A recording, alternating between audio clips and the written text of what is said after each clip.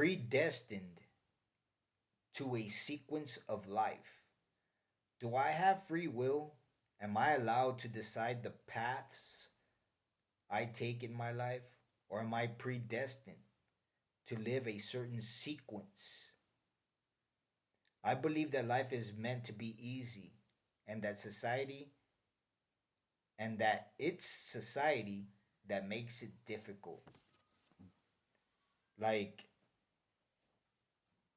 I believe that there's a certain sequence in life, that it's very narrow, I guess you could say, that if you were able to see the sequence in life, it would be a very narrow path. It would be a very narrow path. And that you could, deviate from that narrow path. You can deviate. You could be provoked by aggression. You could be, how would you say it, seduced by sexual females. There's all types of sin in life. And this narrow path that continues and keeps going and keeps going, it doesn't have an end. It doesn't have an end. You just keep going, you know. And that at the end of it is heaven. At the end of it is peace. At the end of it is another life. And that, how would you say it? That as long as you maintain down this narrow path, you'll be okay. You'll be fine. But like I said, it's very, very narrow.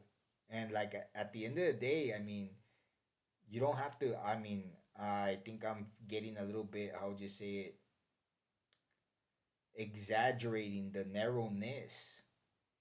But in reality, I think it's a little bit more, not so narrow, I guess you could say.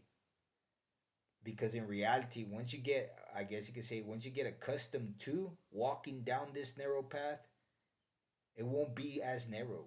You know, you get used to it. You get used to ignoring, stupidity. You get used to ignoring aggression. You get used to ignoring insults. You get used to it. And the more you get used to it, the less narrow the path gets. And you're able to walk better without being so, how would you say it, scared, depressed, you know. And that's basically it. That life is starts, that the next life starts with the narrow path.